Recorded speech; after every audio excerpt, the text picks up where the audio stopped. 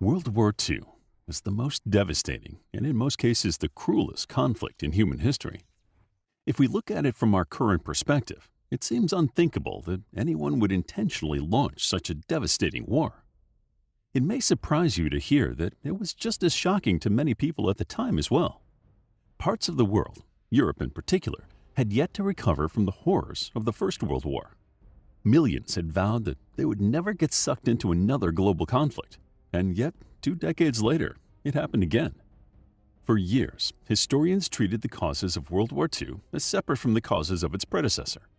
However, the lead-ups to the First and Second World Wars are inseparably linked. When Germany was united in the Franco-Prussian War of 1871 to 1872, it immediately cemented into a rich and powerful country. However, its late arrival meant that it did not gain the prestige and power it believed the nation deserved. It was kept out of the major trade networks and could not expand its colonial holdings. In short, Kaiser Wilhelm and the German government felt they had been disrespected. German frustration was only one cause of World War I, but it was a crucial one. However, the Wilhelmine bid to gain more influence failed, and the Entente powers in the war defeated them. But that only exacerbated the gap between German self-perception and their actual stature in the world.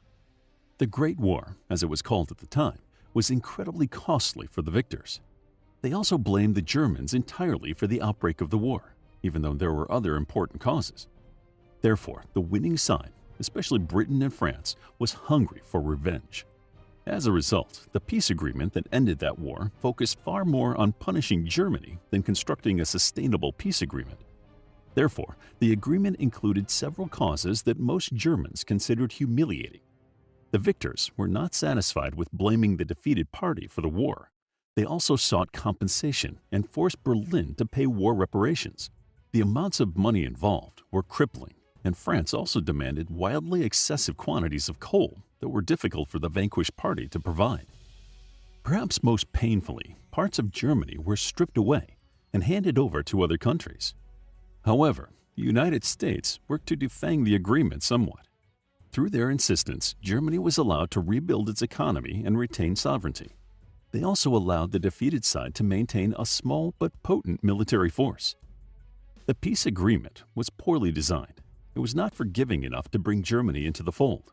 However, it was not harsh enough to prevent the defeated nation from rebuilding and ultimately taking revenge.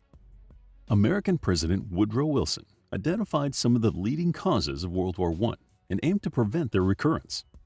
One measure he suggested was creating a League of Nations, not too different from the modern United Nations, which would help states resolve their conflicts.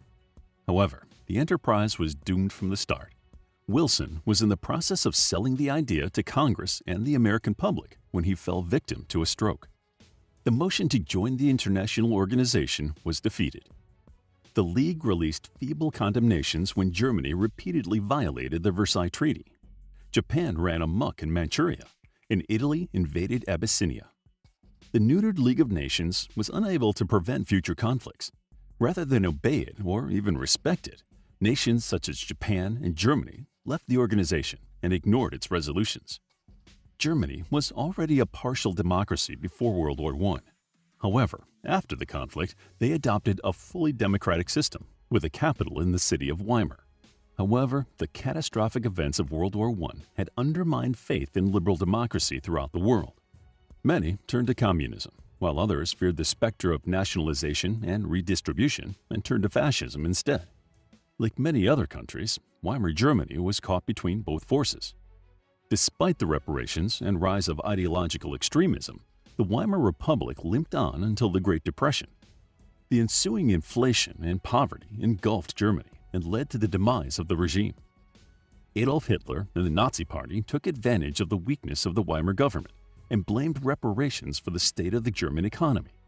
He also exploited the fear of communism and anti-Semitism prevalent amongst the middle class to cement support. These factors allowed the Nazis to pursue a policy of unparalleled racist expansionism. By the time Hitler and the Nazis had come to power, many citizens and leaders in the liberal democracies recognized the inequities of the Versailles Treaty. Indeed, the shock of seeing virulent nationalism and anti-Semitism take over the country hastened the long overdue recognition.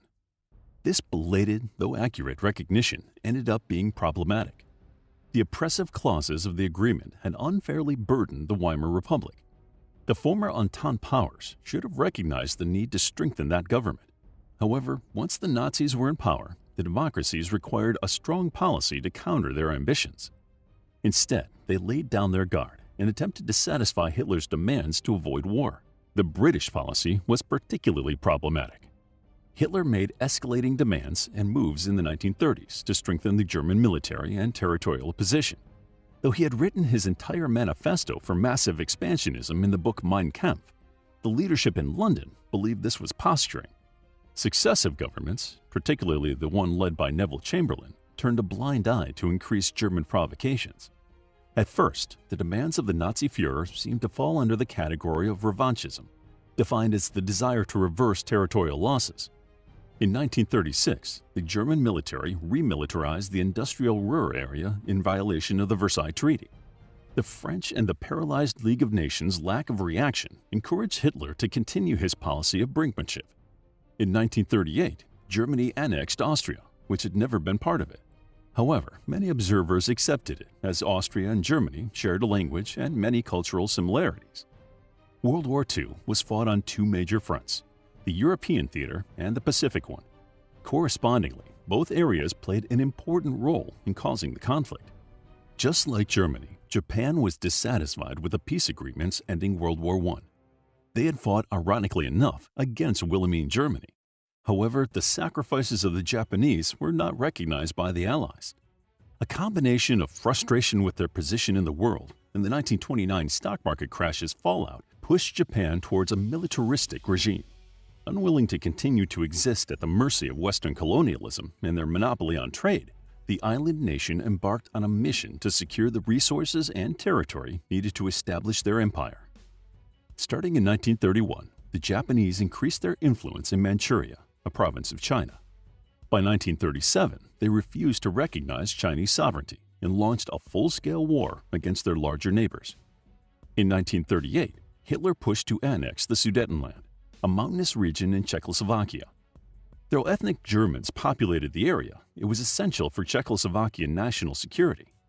British Prime Minister Neville Chamberlain and French Premier Édouard Daladier negotiated with the Nazi government in Munich, agreeing to the German annexation of the area. The Führer agreed, formally waiving all future demands on the rest of the country.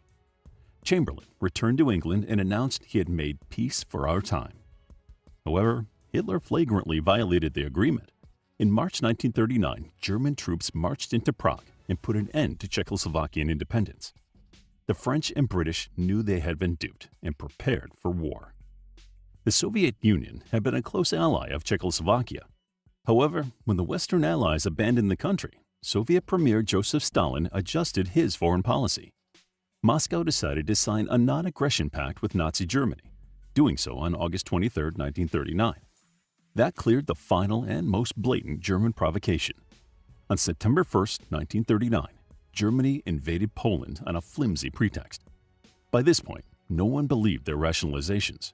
Both London and Paris declared war on Nazi Germany.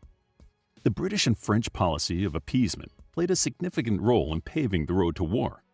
However, more than anything else, it was the gaping open wound of World War I that guaranteed a grim sequel. If you enjoyed the video, please hit the like button and subscribe for more videos like this.